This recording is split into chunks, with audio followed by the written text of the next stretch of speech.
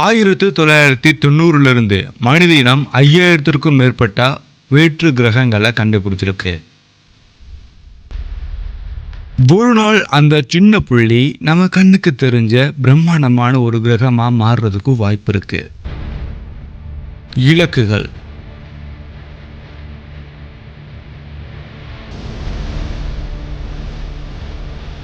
இதுதான் நாவிஸ் 3. ஒரு கற்பனையான இந்த பால்வீதி மண்டலத்தை சுத்தி காட்டக்கூடிய ஒரு கற்பனை கதாபாத்திரம் ஒரு நீண்ட நெடிய பயணத்துக்கு தயாராகுங்க. நம்ம ரொம்பவே கொடூரமான ரொம்ப ஆச்சரியத்தை உண்டாக்கக்கூடிய பல கிரகங்களை கண்டுபிடிச்சிருக்கோம். ரொம்ப குளிரான கிரகம் ஆவியாகிக்கிட்டே இருக்கு. சில கிரகங்கள் அதோடைய நட்சத்திரத்தை விட ரொம்பவே சூடா இருக்கு. விண்வெளியோட மேகமூட்டங்கள் எக்கச்சக்கமான நமக்கு அறியாத பல மெட்டீரியல்னால உண்டாக்கியிருக்கு. ஒரு சில கிரகம் ஜாம்பி மாதிரி இறந்த கிரகங்களை போல காட்சியளிக்குது. கேலக்சியில இன்னும் கோடிக்கணக்கான கிரகங்கள் நம்மளுடைய விசிட்டிங்காக காத்திருக்கு. ஸோ அது தனிமையில இல்லை அப்படின்றத நம்ம கண்டிப்பா ஏத்துக்கிறணும். ஒரு நாள் மனிதனுடைய கைப்பதித்த ஒரு கொடி வேற ஒரு கிரகத்துடைய தரைப்பரப்புல பறக்கிறதுக்கு வாய்ப்பு இருக்கு.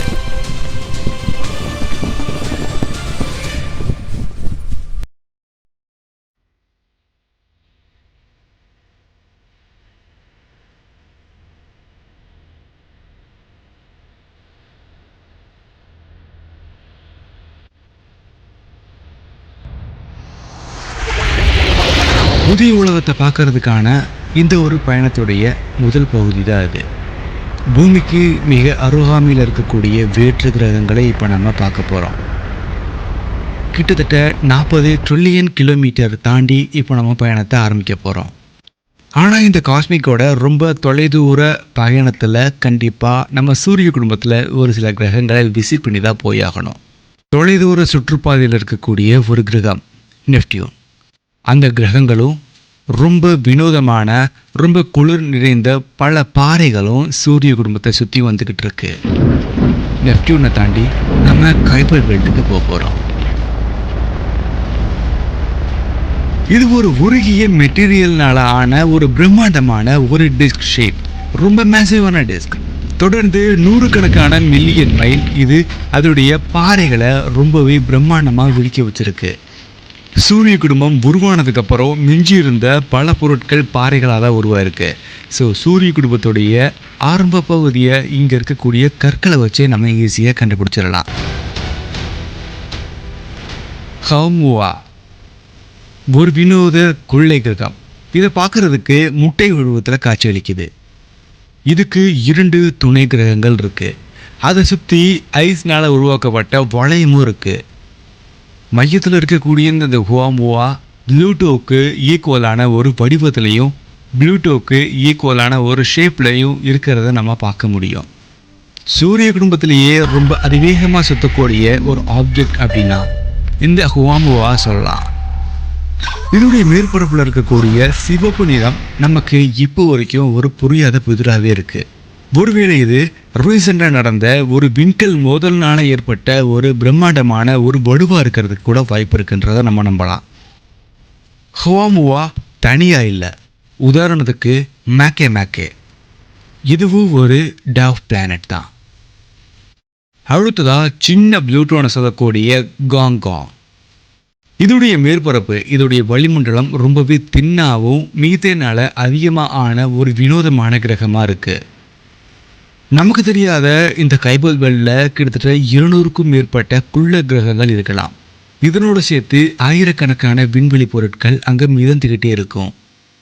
ஒருவேளை ஃப்யூச்சரில் இந்த சின்ன சின்ன கிரகங்கள்லேயும் ஒரு உயிரினங்களை வாழ்கிறதுக்கான தகுதியை மனிதர்கள் உருவாக்கலாம். தற்காலிக குடியிருப்பை அந்த கற்களில் மனிதர்கள் உருவாக்குனா இன்னும் ரொம்ப ஃபிக்ஷனில் இருக்கக்கூடிய உலகத்தை நம்மளால் பார்க்கவும் முடியலாம். கடைசியாக சூரிய குடும்பத்துடைய அவுட்டர் ரீஜியனில் மனிதர்கள் வாழ்கிறத ஒரு கற்பனையான கண்ணோட்டத்தில் நம்ம கடந்து போகலாம். கடைசியாக நம்மளுடைய சொந்த சூரிய குடும்பத்தை விட்டு ரொம்ப தொலைவில் நம்ம பயணம் பண்ண போகிறோம். நம்மளுடைய சூரியனுக்கு பக்கத்தில் இருக்கக்கூடிய நம்ம பூமிக்கு ஈக்குவலான ஒரு பிளானட்டை நோக்கி இப்போ நம்ம பயணத்தை ஸ்டார்ட் பண்ணிட்டோம். 3 நட்சத்திரங்கள் இருக்கக்கூடிய ஒரு பிரம்மாண்டமான நட்சத்திர குடும்பம். சின்ன ரெட் டார்க் ஸ்டார், அது நம்ம ப்ராக்சிமா சென்டாரின்னு சொல்லலாம். அதை சுற்றி நம்ம சூரியன் மாதிரி 2 நட்சத்திரங்கள் இருக்கு.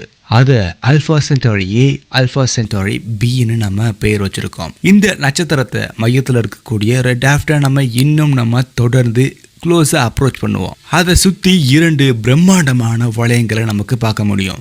அதை நம்ம டஸ்ட் பெல்ட்னு சொல்லலாம். ஆனால் உண்மையான ஆச்சரியம் இதில் இல்லை. இன்னும் நம்ம தொடர்ந்து கிரகத்தை நோக்கி போவோம்.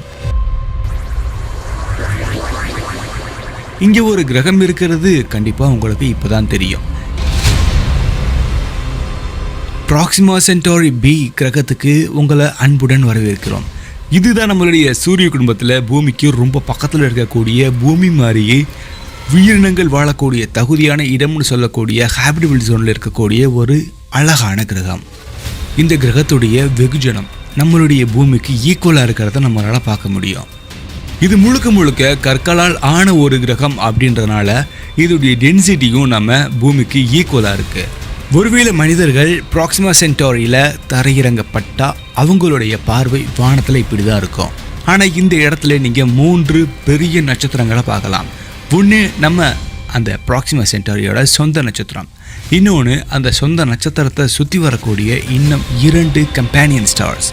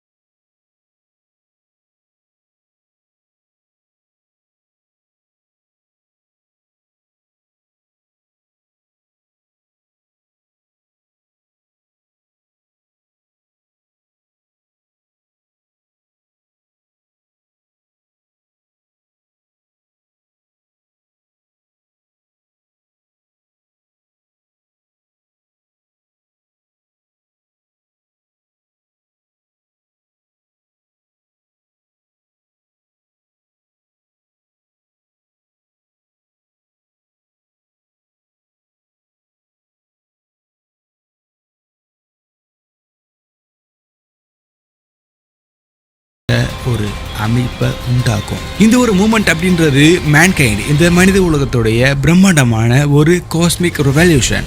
ஃபைனலி மனிதனுடைய கை வேறு ஒரு கிரகத்தில் கொடியேறிடுச்சு.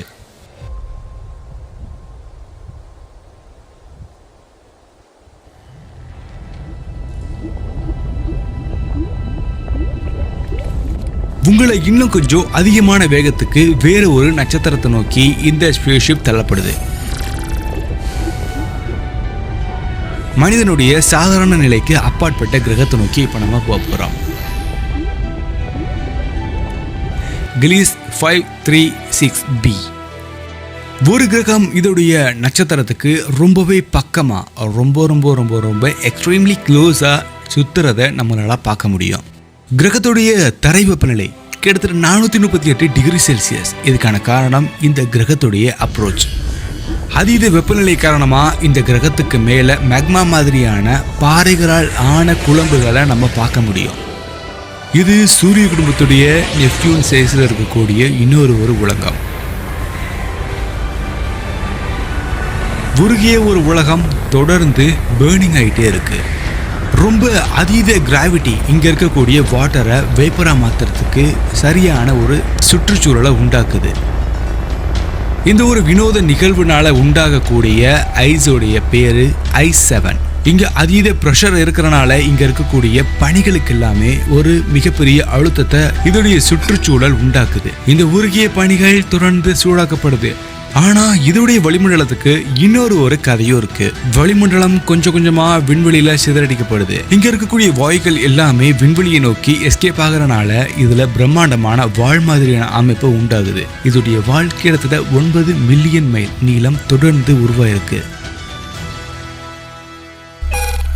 பல வேற்று கிரகங்கள் விண்வெளியில இந்த மனிதர்களுக்கு கொஞ்சம் கூட பழக்கப்படாத ஒரு கிரகமா இருக்கு.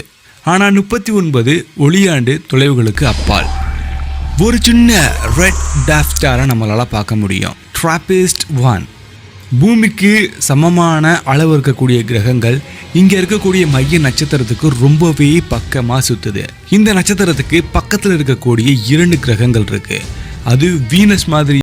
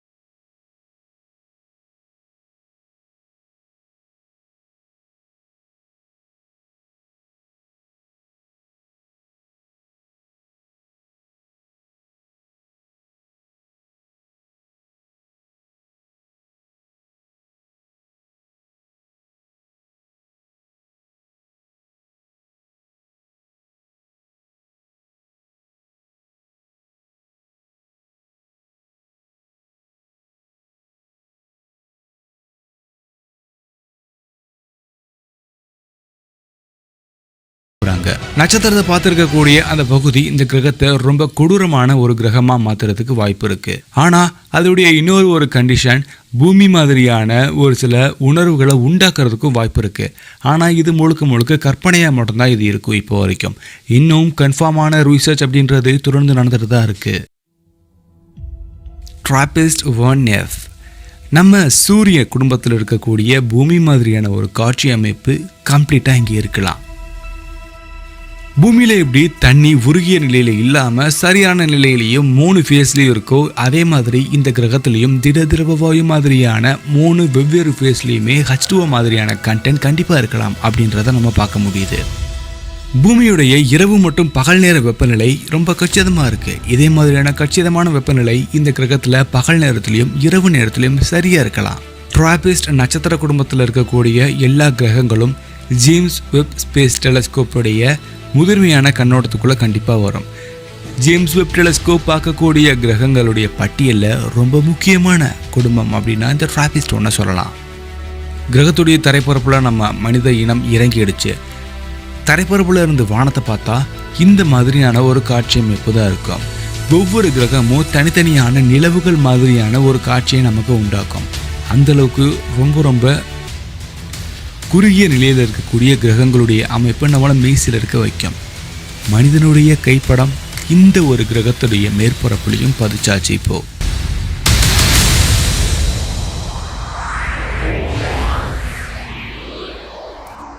இன்னும் கொஞ்சம் தூரமாக போகலாம். பூமியிலிருந்து 64 ஒளியாண்டுகள் தொலைவு பயணம் பண்ணோம்னா அடுத்து ஒரு கிரகத்தை நம்மளால் பார்க்க முடியும். ரொம்ப அடர்ந்த நீல நிறம் ஒரு பிரம்மாண்டமான புயலை நம்ம கண்ணுக்கு முன்னாடி காட்டுது. ரொம்ப அழகாக இருந்தாலும் நம்ம ரொம்ப க்ளோஸாக அப்ரோச் பண்ணி பார்த்தோம்னா அதோடைய உண்மையான முகம் நமக்கு தெரியும். இது நமக்கு ஃப்ரெண்ட்லியாக இருக்கும் அப்படின்ற ஒரு எண்ணம் நமக்கு இருந்துச்சுன்னா அந்த எண்ணத்தை நீங்கள் மாற்றிடுங்க. இது ரொம்பவே ஸ்பீடாக சுற்றக்கூடிய ஒரு கிரகத்தில் இருக்கக்கூடிய பிரம்மாண்டமான புயல். நமக்கு தெரிஞ்சு நம்மளுடைய பூமியிலையும் நம்ம மனிதர்கள் எடுத்த ரொம்ப ஸ்ட்ராங்கான ஒரு புயலோட கம்பேர் பண்ணும்போது 25 மடங்கு ரொம்ப ஸ்பீடாக சுற்றக்கூடிய புயல் இந்த கிரகத்தில் இருக்குது. இங்கே பார்க்குறதுக்கு ரொம்ப கூலாகவும் ரொம்ப நீல நிறம் அழகான ஒரு காட்சியை கொடுக்கலாம். ஆனால் அது மனிதர்களுடைய உயிரை எடுக்கிறதுக்கு ரொம்ப ஈஸியான ஒரு தரவு. இந்த கிரகத்தில் வீசக்கூடிய இந்த காற்றுடைய வேகத்தை நம்ம ஒரு ஒளி, அதாவது சவுண்ட் ட்ராவல் பண்ணக்கூடிய ஸ்பீடோட கம்பேர் பண்ணோம்னா 7 மடங்கு அதிகம். இதோடைய வளிமண்டலத்தில் சில இடங்கள், குறிப்பாக இந்த கிரகத்துடைய பல பகுதிகள் ரொம்பவே ஹாட்டாக இருக்கும். அது ஒரு தங்கக்கட்டியை உருக்கிறதுக்கு சாதாரணமான ஒரு வெப்பநிலையை கொடுக்கறதுக்கான ஒரு தட்பவெப்பம் அப்படின்றத நம்ம இதை ஃபீல் பண்ண முடியும். இந்த அதீத வெப்பநிலை அந்த கிரகத்தில் இருக்கக்கூடிய பல ஃப்ளூயிட்ஸை ரொம்ப ஈஸியாகவே அது எவாப்ரேட் ஆகிறதுக்கு ஒரு சாதகமான ஒரு இடமா இருக்குது. எந்த அளவுக்கு எவாப்ரேஷன் ஈஸியாக இருக்குன்னா, ஒரு செகண்டுக்கு கிட்டத்தட்ட 1.3 பில்லியன் பவுண்ட் அப்படின்ற அளவுக்கு தொடர்ந்து எவாப்ரேட் ஆகிட்டு இருக்கும். இதுவும் ஒரு கொடூரமான நரக கிரகம் தான். இந்த கிரகத்தில் இருக்கக்கூடிய வாயுக்கள் எல்லாமே வானத்தை நோக்கி எஸ்கேப் ஆகுது. பயணம் இன்னும் தொடர்ந்து விண்வெளியோடைய இருளை நோக்கி போகுது. இருளை நோக்கி மனிதர்கள் போக போக இன்னும் அதீத அதிசயங்களை நமக்கு பார்க்க முடியும். அந்த பார்வை அப்படின்றது இன்னும் நம்மளை மெய்சில் இருக்க வைக்கும். தொடர்ந்து நம்ம பயணம் பண்ணோம்னா பல வளையங்களை தாண்டறதுக்கான ஒரு அதிசய நிகழ்வுக்குள்ளே நம்ம தள்ளப்படுறோம். இந்த கிரகம் புதிதாக உருவாக்கப்பட்ட ஒரு பிரம்மாண்டமான சனி. சூரிய குடும்பத்தில் ஏதோ ஒரு கிரகம் போல இது காட்சியளிக்கும். நம்ம சூரிய குடும்பத்தில் இருக்கக்கூடிய சனி கிரகம் மாதிரி. இந்த கிரகத்துடைய பேர் J1407b. ஆனால் இது சனி கிரகம் கிடையாது. வளையங்களுடைய ராஜா, வளையங்களுடைய கடவுள் அப்படின்னு நம்ம சொல்லலாம். சூப்பர் சேட்டன். இதோடைய வளையம் கிட்டத்தட்ட நம்ம சூரிய குடும்பத்தில் இருக்கக்கூடிய சனி கிரகத்துடைய கம்பேர் பண்ணும்போது 200 மடங்கு ரொம்பவே பெருசு. அதாவது 120 மில்லியன் கிலோமீட்டர் அகலத்துக்கு பக்கமாக இருக்கலாம். கிட்டத்தட்ட இந்த கிரகத்தை நம்ம சூரிய குடும்பத்துடைய மையத்தில் வச்சோம்னா இதோடைய வளையங்களுடைய அவுட்டர் ரீஜியன் நம்ம பூமியை தாண்டி வரும். இது ஒருவேளை நம்ம சனி கிரகத்தில் இருக்கக்கூடிய வளையங்கள் எடுத்துட்டு இந்த கிரகத்துடைய வளையத்தை நம்ம அட்டாச் பண்ணோம்னா பூமியில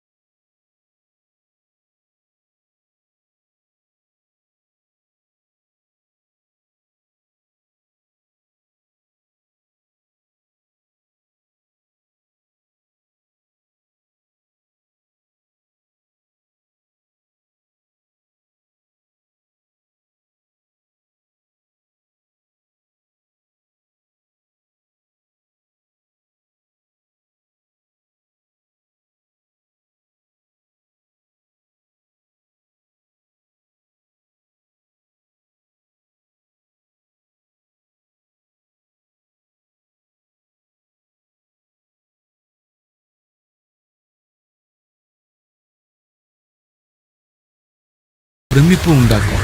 சில கிரகங்கள் 2 நட்சத்திரத்தை மட்டும் சுற்றி வரதில்லை. அது 2க்கும் மேற்பட்ட நட்சத்திரமாக இருக்கலாம்.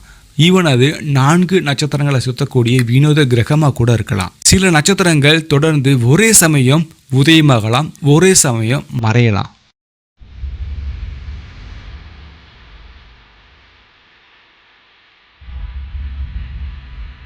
இப்போ நீங்கள் பார்க்குறது உண்மையான 3 நட்சத்திரம் இருக்கக்கூடிய ஒரு நெபுலா. இது GW ஓரியான்ஸ். இது ஓரியன் நெபுலா. பிரம்மாண்டமான ரிங், ஒரு கேஸ் அண்ட் டஸ்ட்னால் உண்டான பிரம்மாண்டமான ரிங் இப்போ நீங்கள் உங்களுடைய கண் பார்வைக்கு முன்னாடி இருக்குது. உருவாக்கிட்டு இருக்கக்கூடிய இந்த புதிய நட்சத்திரங்களுக்கு பிறப்பிடமாக தான் இந்த வினோதமான ரிங்ஸ் இருக்குது. இது 3 நட்சத்திரங்கள் இருக்கக்கூடிய ட்ரிபிள் ஸ்டார் சிஸ்டம். வினோதமான முறையில் சுழல்விக்கப்பட்ட இந்த நட்சத்திரங்கள் அது உருவாகக்கூடிய அதை சுற்றி இருக்கக்கூடிய எக்கச்சக்கமான வாயுக்களும் இதை கொஞ்சம் வினோதமான முறையிலேயே வழி நடத்துது. இங்கே ஒருவேளை பிளானட்ஸ் இருக்கலாம், அது மறைஞ்சிருக்கலாம், அதாவது அது ஒருவேளை உருவாகலாம். அதுக்கான தரவுகள் எவிடன்ஸ் நம்மகிட்ட இப்போ இல்லை. அடுத்து நம்ம தொடர்பயணத்தை வாஸ்ப் 121b அப்படின்ற ஒரு கிரகம் இருக்கிற இடத்தை நோக்கி நம்ம தள்ளப்படலாம். வாஸ்ப் 121b அப்படின்றது ஒரு பிரம்மாண்டமான ஒரு வினோதமான டைட்லி லாக்கான ஒரு கிரகம். இதோடைய நட்சத்திரத்துடைய ஒரு பகுதி எப்பயுமே இந்த கிரகத்துடைய ஒரு பகுதியை பார்த்துருக்கு, இன்னொரு பகுதி விண்வெளியை பார்த்துருக்கு. இதோடைய பகல் நேர வெப்பநிலை அப்படின்றது 3000 டிகிரி செல்சியஸாக இருக்கலாம். இது ரொம்பவே ஹாட்டான ஒரு பிளானட். எந்த அளவுக்கு வெப்பம் அதிகமாக இருக்குன்னா இது மையமாக வச்சு சுற்றக்கூடிய நட்சத்திரத்தை விடவே ரொம்பவே ஹாட்டாக இருக்குது. இதோடைய அதீத வெப்பநிலை காரணமாக இதோடைய மேற்பரப்பில் இருக்கக்கூடிய எல்லா கல்லுமே உருகி இருக்கலாம். அதிக வெப்பநிலையினால் உருகக்கூடிய மெட்டல் கூட இங்கே ரொம்ப ஈஸியாக உருகிறதுக்கு வாய்ப்பு இருக்குது. கிரகத்துடைய தரைப்பரப்பு ரொம்ப வினோதமாக இருக்கலாம். இந்த தரைப்பரப்பில் ரொம்பவே வயலண்ட்டான காற்று தொடர்ந்து வீசலாம்.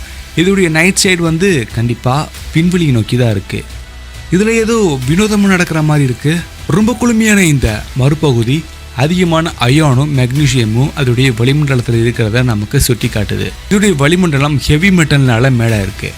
உதாரணத்துக்கு மெட்டல் மாதிரியான ஹெவி மெட்டீரியல் இந்த கிளவுட்ஸில் இருக்கிறத நம்ம கண்டுபிடிச்சிருக்கோம். அதிகமான மெட்டாலிக் டஸ்ட் அப்படின்றது அங்கே வினோதமான புயலை உண்டாக்குறதுக்கு சரியான ஒரு காரணமாகவும் இருக்குது. இதோடைய ஹெமிஸ்பியர் அது ஒரு வினோதமான ஒரு வடிவமைப்பு. தொடர்ந்து 21 ஒளியாண்டுகள் பயணம் பண்ணி நம்ம போகிறோம். இங்கே ஒரு பிரம்மாண்டமான கற்களால் ஆன கிரகம் ஒன்று நம்ம கண்ணுக்கு தெரியுது. இதோடைய வளிமண்டலம் அதிகமான அடர்த்தியான அலுமினியமும் கால்சியமும் இருக்குது. இந்த வளிமண்டலம் அதீத அழுத்தத்தினால சூழப்பட்டிருக்கு. விஞ்ஞானிகளுடைய ஒரு மிகப்பெரிய நம்பிக்கை, இங்கே ஒருவேளை வைரமழை பொழியலாம்.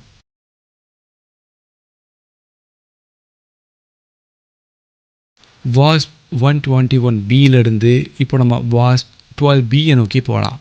இது ஒரு டைமண்ட் கோர்னாலான ஒரு கிரகம். இதோடைய மையம் முழுக்க முழுக்க டைமண்ட்னால் உருவாயிருக்கலாம். ஆனால் அதை நீங்கள் விண்வெளியிலிருந்து பார்க்க முடியாது. ஏன்னா அதை சுற்றி ரொம்ப அடர்த்தியான மீத்தேனும் கார்பன் மோனாக்சைடும் சூழப்பட்டிருக்கு. அது நட்சத்திரத்துடைய ஒளியை 94% மறைக்குது. இதனாலவே அந்த கிரகம் இருள் நிறைந்த ஒரு கிரகமாக இருக்குது. இந்த கிரகம் அதோடைய நட்சத்திரத்துடைய கிராவிட்டினால் கொஞ்சம் வினோதமாக ஆக்ட் ஆகுது.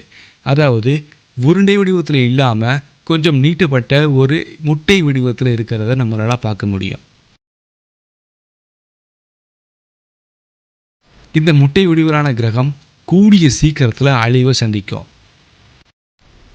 நட்சத்திரத்துடைய அதீத கிராவிட்டி இந்த கிரகத்தை கொஞ்சம் கொஞ்சமாக உள்ளுக்குள்ளே இழுக்குது.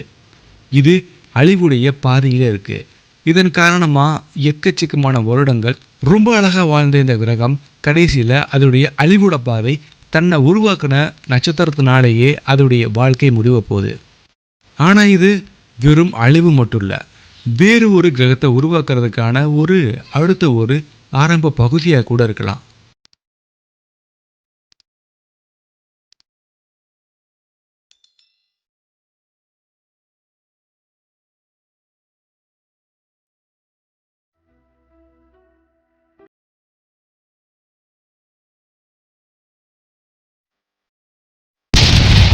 சில பிரம்மாண்டமான மேசிவ் ஸ்டார்ஸ் அது சூப்பர்னோவாவாக மாறும்.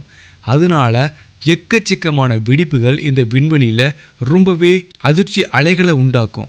ஆனால் அந்த வெடிப்பு உண்மையிலேயே அந்த நட்சத்திரத்துடைய அழிவு கிடையாது.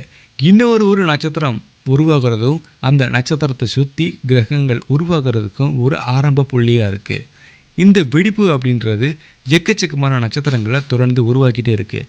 இங்கே இருக்கக்கூடிய எக்கச்சக்கமான டஸ்ட் அது உள்ளுக்குள்ளே இருக்கக்கூடிய பல ஃபிசிக்கல் ப்ராப்பர்ட்டிஸ் காரணமாக நட்சத்திரங்களுடைய கோர்ஸும் அந்த கோர்ஸை சுற்றி எக்கச்சக்கமான கிரகங்களுடைய கோர்ஸும் உருவாகுது. இந்த கிரகங்கள் மட்டும் இல்லாமல் அதோடைய வாழ்விடமும் நமக்கு கொஞ்சம் வினோதத்தை உண்டாக்கும். சில கிரகங்கள் பல்சர் ஸ்டாரை சுற்றியும் இருக்குது. 2 வெள்ளைக்குள்ள நட்சத்திரங்கள் மோதலின் காரணமாக உண்டான பல்சர் அதை சுற்றி 3 வினோதமான கிரகங்களை சுற்ற வைக்குது. இது நம்ம ஜாம்பி பிளானட் அப்படின்லாம். இது அழிவோட பாதையில் இருக்கா, அழிஞ்சிருச்சா அல்லது அழிய போதா, அதுக்கான சரியான தரவுகள் நமக்கு இல்லை.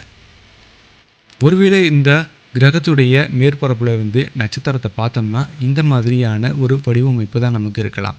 ஆனால் 2300 ஒளியாண்டுகள் நம்ம தொடர்பயணத்தின் போது PSR B1257 + 12B 3 கிரகங்கள் இருக்கக்கூடிய வினோத நட்சத்திர குடும்பம். இதுக்கு முன்னாடி கொடுத்த நம்ம அந்த இன்ட்ரோ தான் இந்த நட்சத்திர குடும்பத்துக்கு பொருத்தமாக இருக்கும். இதில் ஒரு சின்ன ராக் பிளானட் இருக்குது. இது மெர்க்யூரி மாதிரி இருக்குது. இதுக்கு பேர் நம்ம டிராகர் அப்படின்லாம்.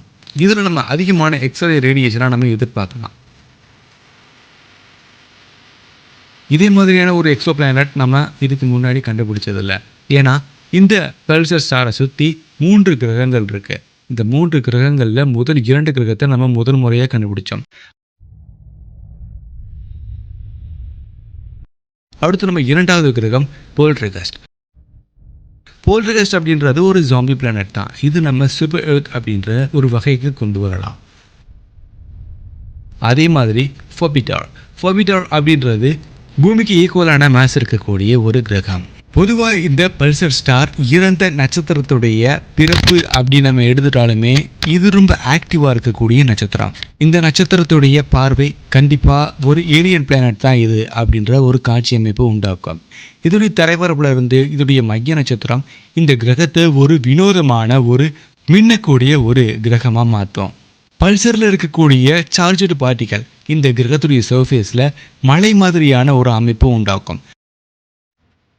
இதன் காரணமாக இந்த கிரகத்துடைய வானத்தில் நம்ம கண்ணுக்கு விருந்தளிக்கக்கூடிய ரொம்ப அழகான அரோராஸ் உருவாகும். கண்டிப்பாக இந்த கிரகத்துடைய மேற்பரப்பு உயிரினங்கள் வாழ்கிறதுக்கான காட்சியை கொடுக்கவே கொடுக்காது.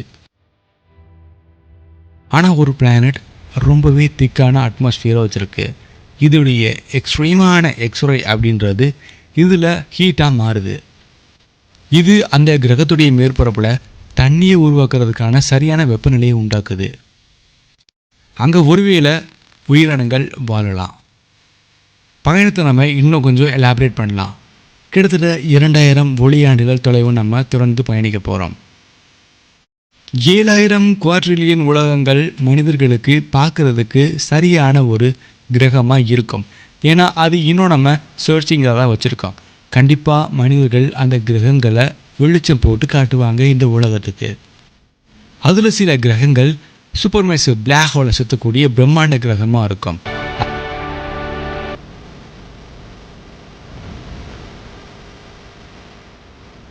ரொம்ப அரக்கநிலையில் இருக்கக்கூடிய தண்ணீரால் சூழப்பட்ட ஒரு உலகமாக இருக்கிறதுக்கு வாய்ப்பு இருக்குது.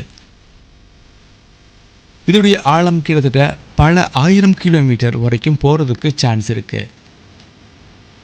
நம்மளுடைய கனவு நிறைவேறணும் அப்படின்னா அந்த கிரகத்தை நம்ம ஒளியோட வேகத்தில் தான் பயணிச்சாக்கணும். ஆனால் இப்போ வரைக்கும் மனிதர்களுக்கு ஒளியோட வேகத்துக்கு ட்ராவல் பண்ணுறதுக்கு சரியான ஒரு டெக்னாலஜி அப்படின்றது இல்லை. ஆனால் ஒரு நாள் மனிதன் அவனுடைய கால் தடத்தை வேறு ஒரு கிரகத்தில் தொலைதூர கிரகத்தில் வைப்பான் அப்படின்றத நம்ம நம்பிக்கையோடு இருப்போம். இந்த வீடியோ பிடிச்சா நீங்கள் லைக் பண்ணிடுங்க. இதே மாதிரி அடுத்த ஒரு வினோதமான இன்ட்ரெஸ்டிங்கான டாக்குமெண்ட்ரி வீடியோவில் நம்ம கண்டிப்பாக சந்திக்கலாம். அதுவரை உங்களிடம் இருந்து விடைபெறுவது நான் உங்கள் லோகபால கார்த்திகேயன். தேங்க்யூ ஃபார் வாட்சிங். See you next video. Bye.